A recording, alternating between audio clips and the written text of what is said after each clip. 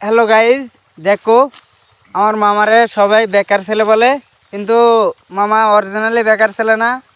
সঞ্জীবেলা দেখো ঘাস কাটতে চলে আসছে আমার শাওলের ভয়তে। না মামা আমি আছে না। হ্যাঁ, অনেকে আমার বলে যে আমি কিছু করি না, বেকার না, বেকার না, বেকার কিছু। এই যে আমি ঘাস জমাকে নিয়েছি ঘুরতে খাবে, দেখেন না, এটা দেখো, এটা দেখো। গরু কয়টা আছে? মামা আছে, অনেক গরিব মানুষ করা আছে। দেখ ভালো, আলহামদুলিল্লাহ। তাও ভালো চলছে। বলছি কয়দিন আর এলো, এত খেটে খেটে তাও মানুষে বেকার বলে, বিয়ের সাথে কি করার শখ নাই? আরে মামা বইতে স্বপ্ন। হ্যাঁ মামা, কাজ তো করি খেতে নাকি। অনেকে ভাবে যে আমি বসে খাই না মামা, এটা একটা কথা। না সে ঠিক আছে, মানুষে মনে করো যে বেকার থাকো, বিয়ের সাথে দিতে দেবো না, তাহলে কি হবো?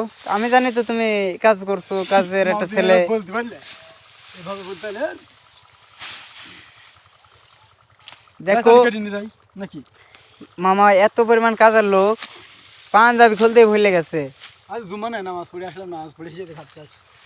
মামা এত পরিমাণ কাজের লোক, মামা এই ঘাস কুন্দার নাম কি বলে?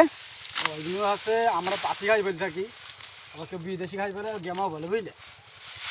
যার যার ভাষা এখানকার, বুঝলে। কোথাকার ভাষা আছে গালি, কোথাকার ভাষা আছে মানে খুবই ভালো। হ্যাঁ, প্রতিবার আমাদের ঘাস বলে থাকি আমরা। এটা শীতে তো মামা ঘাস বাড়িনি, বুঝলে। না সে ঠিক আছে, একটা শখ নাই কোনো কিছু একটা পজিশন জায়গায় হইব। আরে মামা জীবনে আর কি করবো, গরু গরু তৈরি খায় নাকি।